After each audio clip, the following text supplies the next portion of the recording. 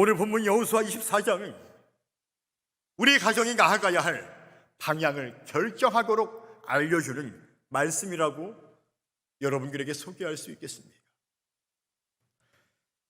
오늘 여호수아는 이제 죽음을 앞두고 있었습니다. 죽음을 앞두고 모든 이스라엘 지파를 세겜이라고 하는 지역에 모이게 하였습니다. 여러분, 이 세겜은 하나님께서 아브라함에게 가나안 땅을 약속하셨던 곳이고, 또 야곱이 우상을 버리고 하나님께 헌신했던 장소가 이 세겜이었으며, 그리고 이스라엘 백성이 가나안에 정착한 후에 에발산과 그리심산을 배경으로 율법을 낭독하고 하나님과의 언약을 새롭게 갱신했던 장소가 바로 이 세겜이라고 하는 지역이었습니다. 바로 이와 같은 장소에서 이제 죽음을 앞둔 여호수아는 출애굽과 광야, 그리고 가나안 정복에 이르기까지 베풀어 주셨던 하나님의 은혜를 회고하고 기억하면서 이스라엘 모든 백성들, 아니 이스라엘의 모든 가정들에게 이렇게 요구하는 것이죠. 그러므로 이제는 여호와를 경외하며 온전함과 신실함으로 그를 섬기라. 너희의 조상들이 섬겼던 저 애굽의 신들을 이제는 정말로 치워버리고 오직 여호와만을 섬기라.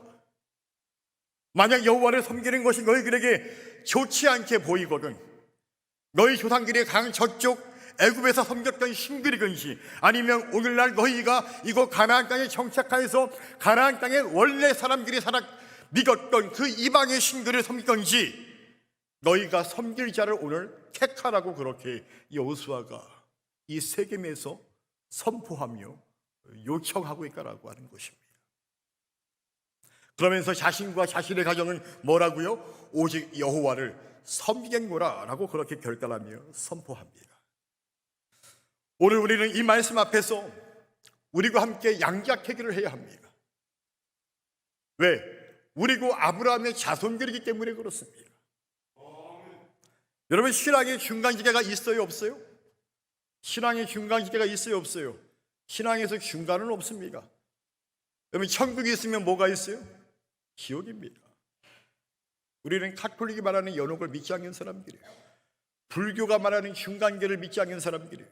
오직 성경은 천국과 지옥, 심판이 있음을 우리에게 말씀하고 있습니다. 중간이 없다는 얘기예요. 마찬가지로 우리의 가정이 정말로 하나님을 경외하는 가정으로서 여호수아처럼 결단하며 오직 여호와를 섬기는 가정이 될 것인지, 아니면 애굽의 신과 가나안 땅의 신을 선택하는 세상의 가치관으로 살아가는 그런 가정이 될 것인지를 우리가 양자택일을 해야 한다라고 하는 것입니다. 여러분들은 무엇을 결정하시겠습니까? 오늘 여러분과 여러분의 가정은 어떤 결정을 하시겠습니까? 부디 저와 여러분의 가정이 진정으로 오직 여호와 하나님만을 경외하는 믿음의 가정들이 다 되시기를 간절히 주님의 이름으로 축원합니다. 그렇게 우리 가정이 하나님 나라를 이루는 가정이라는 이 방향과 목적지로 나아갈 수 있기를 다시 한번 주님의 이름으로 간절히 축원합니다. 우리가 그렇게 하나님 나라를 이루는 가정이 되기 위해서는 여러분, 첫 번째로 한번 따라해 볼까요? 삶의 주인으로 하나님을 선택하는 가정입니다. 그렇습니다. 하나님을 우리의 삶의 주인으로, 우리 가정의 주인으로 선택해야 한다라고 하는 것입니다. 여러분들의 가정에 하나님을 삶의 주인으로 선택하였을지는 모르겠지만 여러분들의 자녀들은 과연 어떻겠습니까? 똑같이 그들도 여러분들처럼 앞으로 내가 이룰 가정에 그 주님을 나의 주인으로 선택할 수 있을까요? 사랑하는 성도 여러분, 우리의 가정은 이미 무언가를 섬기고 있습니다. 혹시 여러분들의 가정에 돈이 중심이 되고 있습니까? 아니면 자녀의 교육과 성공이 중심이 되고 있습니까? 아니면 편안함과 세상의 인정이 중심이 되고 있습니까? 그런 우리들에게 오늘 성경이 이렇게 우리에게 말씀합니다. 너희가 섬길 자를 오늘 택하라. 그것이 중요하지 않다는 거 아니에요. 그것보다 더 중요한 가치가 있음을 우리들에게 말씀하고 있다라고 하는 것입니다. 여러분, 하나님을 선택한다라고 하는 것은 단순히 우리가 그냥 교회에 출석한다는 것을 의미하지는 않습니다. 바로 우리의 식탁 위에, 또 우리의 대화 속에 또 우리가 소비하는 그 소비의 기준 속에, 자녀를 향한 기계 속에 하나님을 모시는 것을 말합니다. 즉 하나님을 삶의 주인으로 모신다라고 하는 것은 단순한 고백이 아니라 모든 선택의 기준을 하나님께 두겠다라고 하는 것입니다. 두 번째로 하나님 나라를 이루는 가정은 한번 따라해 볼까요? 사랑을 넘어 사명을 감당하는 공동체입니다.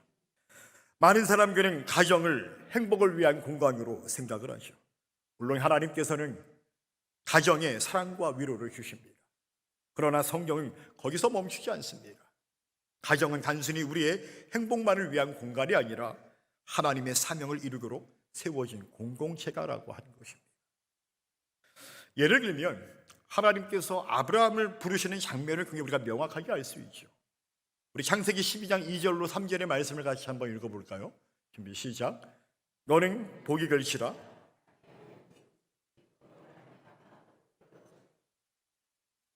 아멘. 좀 축약을 하였지만 너는 복이 걸치라. 하나님께서 아브라함을 부르시고 너는 복이 걸치라. 하나님이 여러분을 부르시고 너는 복이 걸치라 말씀하시는 여러분이 계시기를 축복합니다. 여러분들은 복의 근원이 계셔야 돼요. 복이 걸치라. 땅의 모든 족속이 너로 말미암아 복을 얻을 것이라. 여러분들을 통해서 여러분들의 주변에 모든 사람들이 복을 얻기를 간절히 축복합니다. 이처럼 아브라함의 가정은 자기 가족만 잘 사는 것이 아니라, 그것이 목적이 아니라 열방을 향한 하나님의 구원 계획에 쓰임받는 축복의 통로가 되었다라고 하는 것입니다. 여러분, 신약에서도 사도 바울은 가정을 작은 교회처럼 묘사합니다. 오직 나와 내 집은 여호와를 섬기는 거라 라고 하는 이 여호수아의 고백은 곧 우리 가정 전체가 바로 하나님의 선교에 참여하겠습니까? 라고 하는 선언이나 마찬가지였습니다. 에베소서 5장과 6장은 부모와 자녀의 관계를 설명하면서 그 모두를 다 주 안에서, 누구 안에서요? 주 안에서 살아가는 존재로 규정하고 있습니다. 특별히 에베소서 6장 4절은 이렇게 우리에게 말씀하죠. 우리 같이 한번 읽어볼게요. 준비 시작.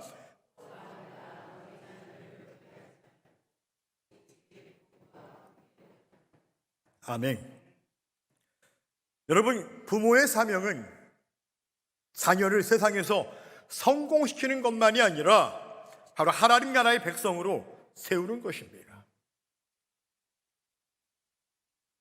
부부란 서로를 행복하게 만드는 동반자를 넘어서 하나님의 뜻을 함께 이루는 동역자이며, 자녀는 소유물이 아니라 하나님께서 맡기신 사명의 대상인 것입니다.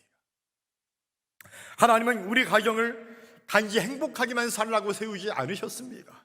한 발짝 더 나아가 하나님께서는 아브라함의 가정처럼 우리의 가정을 통해서 세상이 하나님을 보기를 원하신다라고 하는 것이죠. 저 가정은 하나님을 경외하는 집이야.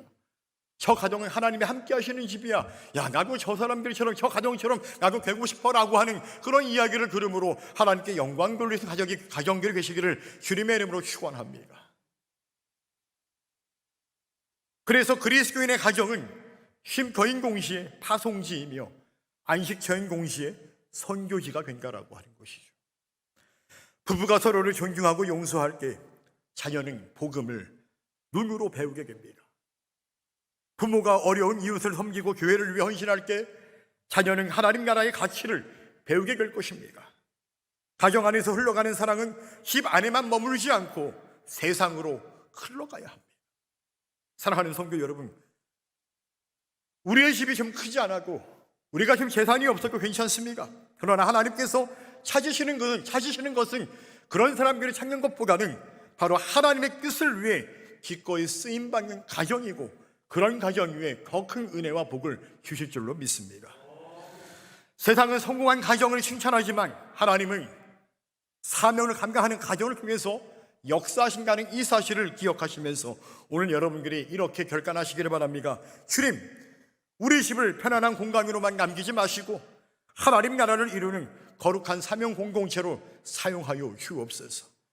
오늘 이 결단이 저와 여러분들의 기도의 제목이 될 수 있기를 간절히 주님의 이름으로 축원합니다. 마지막 세 번째로 하나님 나라를 이루는 가정은 한번 따라해 보실까요? 믿음을 다음 세계에 전수하는 공동체입니다. 할렐루야. 오늘 본문의 여호수아는 나만 하나님을 섬기겠다라고 하지 않았습니다. 바로 나와 내 집이라고 그렇게 말하고 있습니다. 성경은 믿음이 세계를 이어서 이렇게 전승되어야 함을 반복해서 우리에게 강조하고 있죠. 우리 신명기 6장 6절로 7절의 말씀을 다시 한번 같이 읽어볼까요? 준비 시작.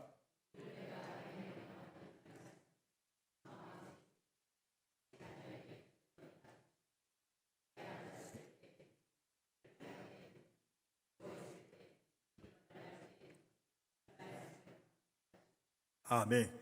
내 자녀에게 부지런히 가르치고 강론하라는 얘기예요. 어디에 있든 집 안에서든 항상 집 밖에서든 가르치라는 것이죠. 또 시편 78편 3절로 4절은 우리에게 이렇게 말합니다. 다시 한번 같이 읽어보겠습니다. 준비 시작. 이는 우리가 들어서 아는 바요 우리의 조상들이 우리에게 전한 바라. 우리가 이를 그들의 자손에게 숨기지 아니하고 여호와의 영예와 그의 능력과 그가 행하신 기이한 사적을 후대에 전하리로다. 아멘. 우리가 알고 있고 우리가 믿고 있는 하나님, 내 안에서 나와 함께 하셨던 하나님, 나를 위해 역사하셨던 그 하나님을 저와 여러분들만 아는 것이 아니라 내 자손들에게 앉혀놓고 간증하라는 얘기예요. 그래서 하나님이 우리의 가정에 이렇게 은혜를 베풀어 주셨고 나에게 이렇게 역사하셨다라고 수없이 간증하고 간증해서 그 역사를 전하라고 하고 우리에게 말씀하고 있습니다. 여러분들이 받은 은혜를 여러분들의 자손들에게 나누고 전할 수 있기를 주님의 이름으로 축복합니다. 디모데후서 1장 3절로 5절의 말씀을 보게 되면 이렇게 기록하죠. 다시 한번 같이 읽어볼게요. 준비 시작. 내가 밤낮 간구하는 가운데 쉬지 않고 너를 생각하여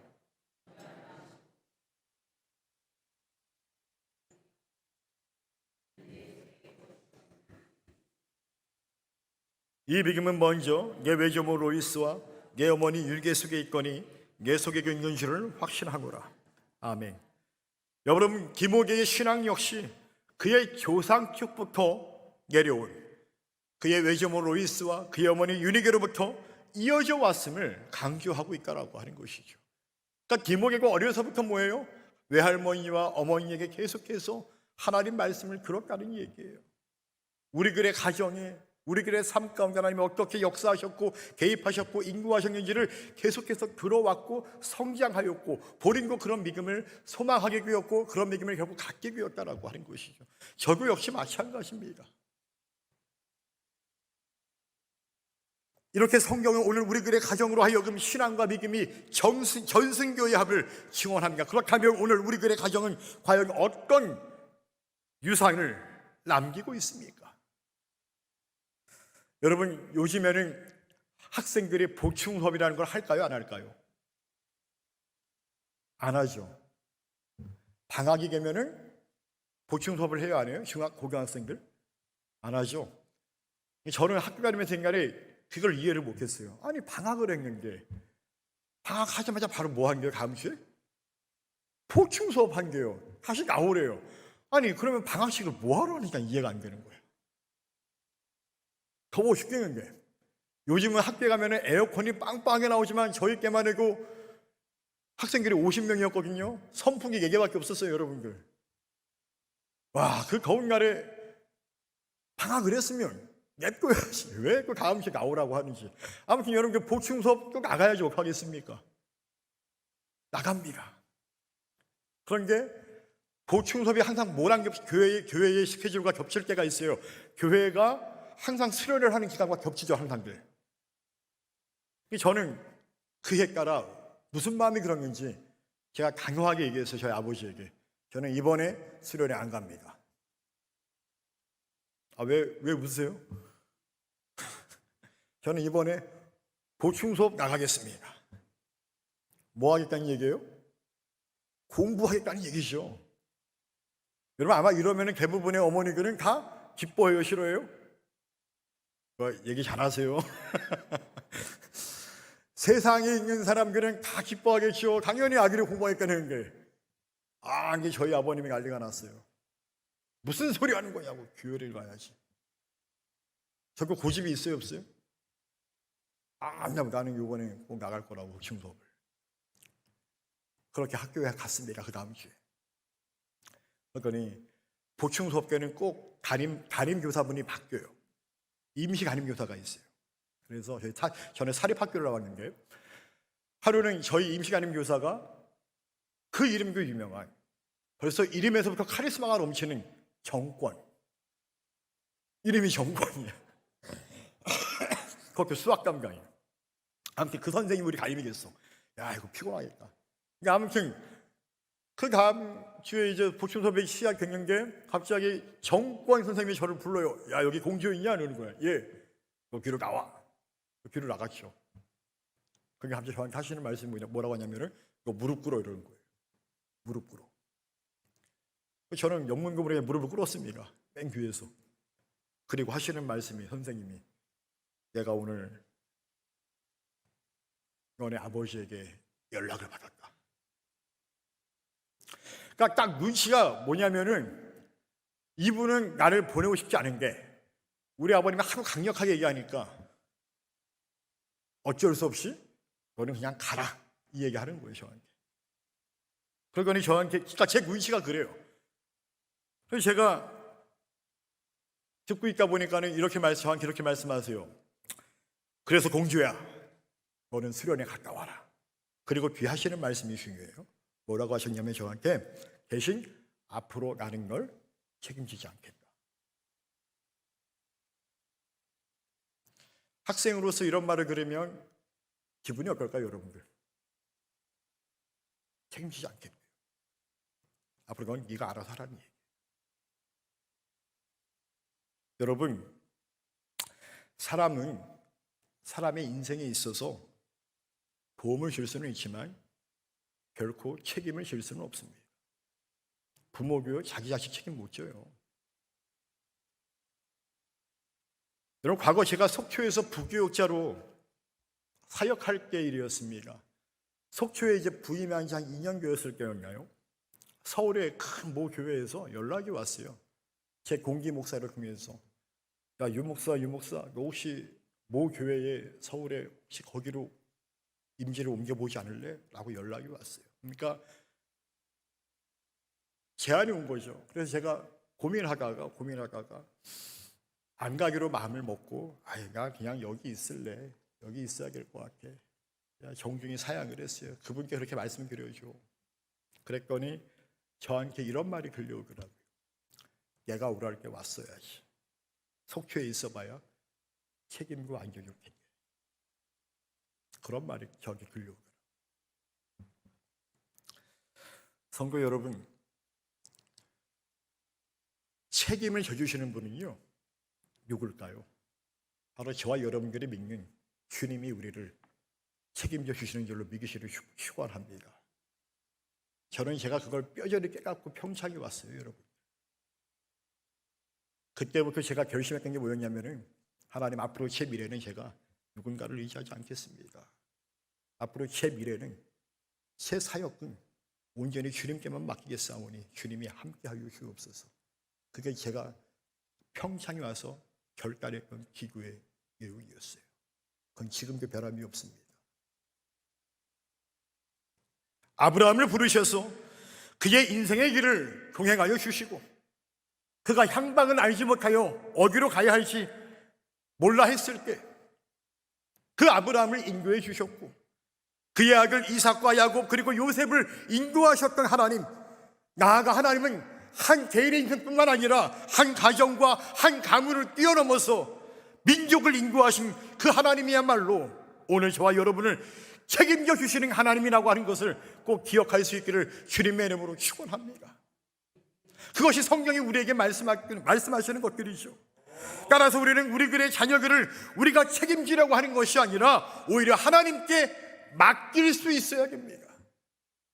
저희 부모님은 어렸을 때 저에게 늘 하셨던 말씀이 있어요. 저희 아버님도 그렇고, 나는 너를 주님께 맡겼다. 나는 너를 주님께 맡겼다. 나는 그저 기도할 뿐이다.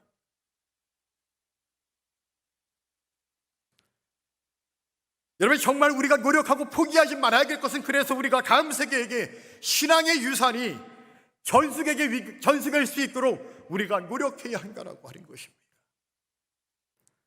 성도 여러분, 우리 자녀에게 남길 수 있는 가장 귀한 유산은 집이나 재산일 수도 있지만 그것이 다가 아니죠. 시간이 지나면 재산이 다 사라집니까? 여러분, 공술에 공수거라고 하는 말이 있지 않습니까? 아무것도 가지고 온 것이 없으니까 가지고 갈 수가 없다라는 얘기예요. 그러나 하나님을 경외하는 믿음은 영원히 이어진다라고 우리들에게 말씀하고 있습니다. 언젠가 우리의 자녀들이 부모를 떠올릴 때 우리 아버지는 기도하는 분이셨다, 우리 어머니는 힘들어도 하나님을 신뢰하셨다. 지난주에 제가 최근자 권사님 장례식을 진행하면서 그분에 관한 이야기를 들었을 때 그분이 그렇게 새벽마다 기도했던 분이라고 수많은 분들이 저에게 말씀해 주시더라고요. 장례식을 제가 심리하면서 유족분들을 향해서 그렇게 말씀드렸어요. 우리 권사님께서는 그렇게 새벽마다 끼워서 기도했던 분이라고 말씀합니다. 누구를 위해 기도했을까요? 나라와 민족과 교회와 가정과 여러분들을 위해서 기도하지 않았겠습니까? 여러분, 자녀들이 우리 아버지는 기도하시는 분이었습니다. 우리 어머니는 힘들어도 하나님을 신뢰했던 분이었습니다. 우리 부모님은 말보다 삶으로 믿음을 보여주신 분들이었습니다 라고 자녀들이 고백할 수 있다고 한다면, 여러분, 그것이 가장 위대한 신앙의 유산을 남긴 것이죠. 여러분, 안타깝게도 믿음이라고 하는 것은 저절로 계승되지 않습니다. 내 아버지가 장로라, 내 아버지가 목사라 하시라고요, 믿음은 저절로 계승되지 않습니다. 오늘 부모가 말씀을 붙들어야 내일 자녀가 그 하나님을 보게 됩니다. 오늘 가정에서 예배가 살아나야 내일 우리의 교회가 살아납니다. 오늘 한 세계가 눈물로 씨를 뿌려야 그 다음 세계가 기쁨으로 열매를 거둘 수 있다라고 하는 것이죠. 사랑하는 성도 여러분, 여러분을 통해 세워질 믿음의 세계는 결코 하나님께서 잊지 않으십니다. 하나님께서 야곱을 부르시고 그의 아들들을 잊지 않으신 것처럼 여러분을 부르셨으면 여러분들의 믿음의 자손들을 잊지 않으실 것입니다. 그러므로 우리가 오늘부터라도 저와 여러분들이 가정의 제사장으로 서시기를 축복합니다. 자녀의 손을 잡고 기도하시기를 바랍니다. 또한 배우자를 축복하시기 바랍니다. 말씀을 읽고 그리고 담대하게 선포하십시오. 하나님, 우리 가정은 하나님 나라를 이루기 위해서 부름받은 사명 공동체입니다.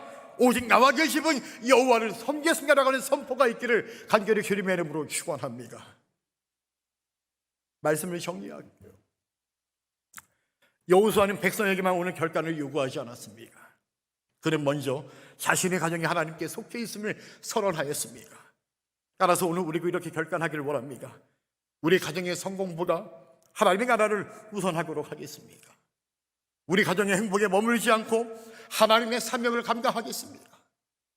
우리 자녀에게 세상의 유산보다 믿음의 유산을 물려주겠습니다 라고 하는 이 결단이 있기를 주님의 이름으로 축복합니다.